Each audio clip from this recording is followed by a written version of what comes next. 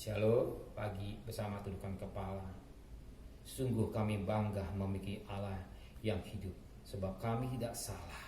Kami menyembah Allah yang hidup, yang kami kenali dalam nama Tuhan Yesus Kristus. Karena Engkau hidup, Engkau bisa beraktivitas, Engkau sanggup menolong dan menyelesaikan kami. Dan Engkau sudah merasakan lewat pemeliharaan yang Engkau berikan hidup kami.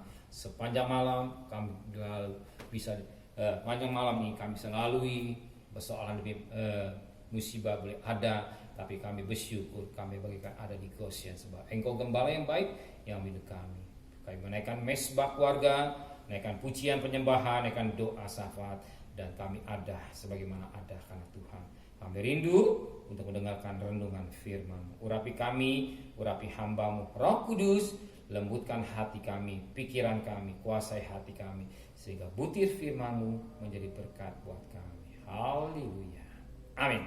Shalom. Selamat pagi. Ketemu dalam kasih Tuhan Yesus Kristus.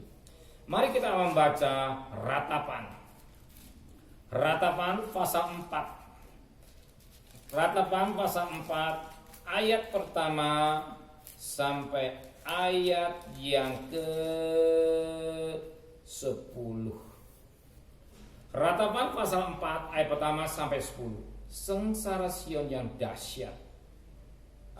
Sungguh pudar Mas muni itu berubah. Batu-batu suci terbuang di pojok tiap jalan. Anak-anak Sion yang berharga, yang setimbang dengan emas tua. Sungguh mereka dianggap belangah-belangah tanah, buatan tangan tukang periuk. Segala pun memberikan teteknya dan menyusui anak-anaknya. Tetapi putri bangsaku telah menjadi kejam seperti lidah burung unta di padang gurun. Lidah bayi melekat pada langit-langit karena haus. Kanak-kanak meminta roti, tetapi tak seorang pun yang memberi. Yang biasa makan yang sedap-sedap mati bulu di jalan-jalan. Yang biasa duduk di atas bantal kemisi terbaring di timbuhan sampah. Kedujanaan putih bangsaku melebihi dosa Sodom. Yang sekejap mata dibongkar bangkit tanpa ada tangan yang memukulnya. Pemimpin lebih bersih daripada salju dan lebih putih dari susu. Tubuh mereka lebih merah daripada merjan. Seperti batu nilam rupa mereka. Sekarang rupa mereka lebih hitam daripada jalangga. Mereka tidak dikenal di jalan-jalan. Kulit mereka berkerut pada tulang-tulangnya, mengering pada kayu seperti kayu. Lebih bahagia mereka yang gugur karena pedang daripada mereka yang tewas karena lapar, yang merana dan mati. Sebab tak ada hasil ada. Dengan tangan sendiri wanita yang lemah lembut memasak anak-anak mereka. Untuk makan mereka tak kalah runtuh putih bangsa. Firman Tuhan ini mengingatkan kita betapa tragisnya kalau kita jauh daripada Tuhan. Dalam nama Yesus, jangan saudara jauh dari Tuhan. Dalam nama Yesus, jangan saudara meninggalkan Tuhan. Lekat dengan Tuhan. Adakah mesbah keluarga, ada mesbah pribadi. Sebelum saudara aktivitas lain, cari Tuhan, lekat dengan Tuhan. Sebab kalau luar Tuhan tragis. Apalagi sampai melakukannya jahat. Nama luar Tuhan melakukan dosa. Saudara lihat pendidikan firman Tuhan pada ayat keempat, lidah bayi melekat pada langit-langit karena haus. Kanak-kanak minta roti, tetapi tak seorang pun yang memberi. Bayangkan lidah bayi melekat pada langit karena haus. Seorang ibu pasti sayang pada anaknya.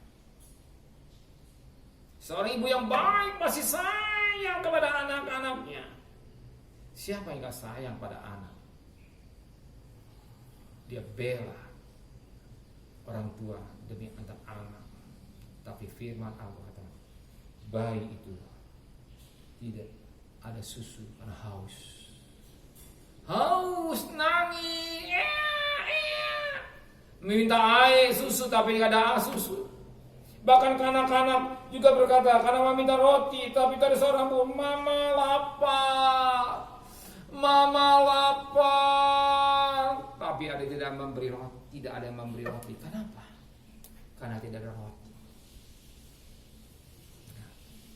Karena tidak ada karena kelaparan, bayi tidak ada susu. Ya, karena tidak ada roti, karena dalam keadaan kelaparan, dalam keadaan penderitaan.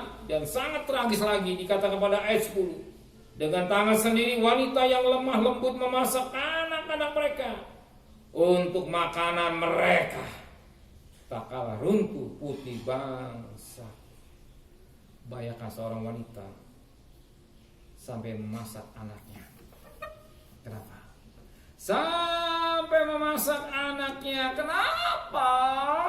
Karena lapar. Alkitab menulis dalam dua raja-raja pasal 6. Dua raja-raja pasal 6. Ayat yang ke-25, maka terjadi kelaparan hebat di Samaria.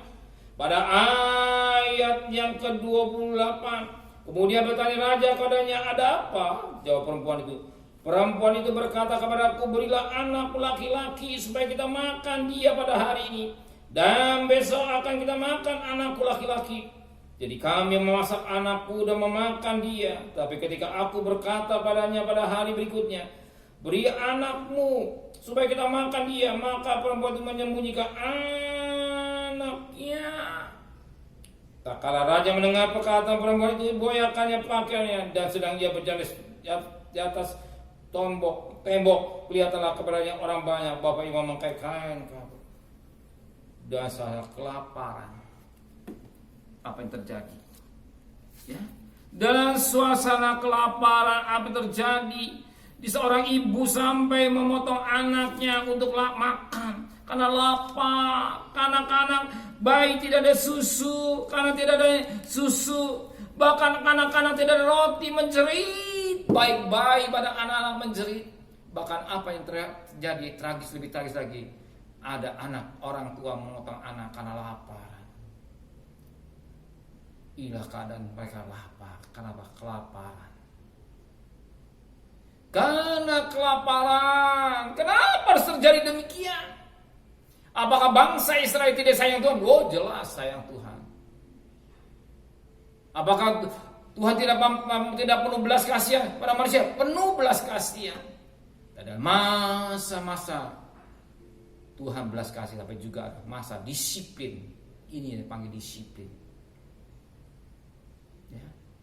Disiplin ini atau kedaulatan Allah harus ada dalam hidup manusia, dalam hidupnya. Kedisiplinan harus ada. Kenapa? Bangsa Israel itu jauh dari Tuhan. Bangsa Israel meninggalkan Tuhan. Maka pada pagi hari lewat firman Tuhan, jangan selalu tinggalkan Tuhan. Di tengah-tengah kesibukan, utamakan Tuhan. Sebelum saudara bekerja, aktivitas lain, adakan mesbah keluarga. Adakan mesbah keluarga. Undang hadirat Tuhan berkarya dalam rumah tangga saudara. Akan pujian penyembahan, akan doa sahabat, mendengarkan renungan firman Tuhan. Adakan mesbah. Ada hubungan dengan Tuhan. Kalau saudara cerita firman Tuhan, Yeremia meratap melihat keadaan bangsa Israel. Ya, karena sedemikiannya keadaannya. Seorang ibu tega membunuh anaknya untuk makan. Kalau kelaparan, ya, kelaparan, betapa tragisnya. Tapi berbahagialah kita sebagai orang yang percaya. Kalau kita masih di Indonesia, kita berdoa buat pemimpin kita, Peristiwa Bapak Presiden Jokowi bersama menteri semua. Bikin hikmat dari Tuhan, supaya jangan sampai terjadi kelaparan. Mohon anugerah Tuhan, mohon belas kasihan Tuhan, supaya jangan sampai terjadi kelaparan. Kita mohon anugerah Tuhan, belas kasihan Tuhan. Kita banyak menceritakan doa sahabat buat bangsa negara. Dan juga saudara ingat, ada hubungan dengan Tuhan selalu, setiap saat. Bukan setiap hari, setiap saat ada hubungan dengan Tuhan. Ya, ada hubungan. Jangan main-main dosa. Hidup dan kekudusan. Ini yang jadi jeritan Tuhan. Tuhan memberkati. Amin. Firman Tuhan mengingatkan buat kami bagaimana Yeremia menangis karena melihat keadaan bangsa Israel.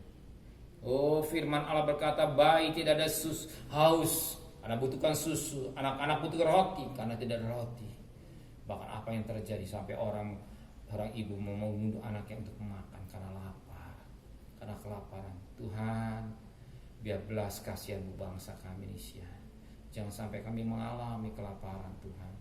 Cukup kasih anugerah Tuhan yang Kau berikan dalam hidup kami Tuhan. Firman-Mu juga mengatakan hidup kami boleh kenyangkan oleh makanan rohani Tuhan. Untuk jadi makanan untuk makan rohani, kami puaskan makanan rohani kami. Jangan sampai kami lapar dan haus sebagaimana orang kaya yang bersama dengan orang kaya dengan Lazarus. Saat itu dia di neraka, dia haus, lapar. Teristimewa haus akan firman Tuhan. Tapi Lazarus ada di pangkuan Bapa, pelimpahan akan roti yang firman Tuhan dengan baik Tuhan.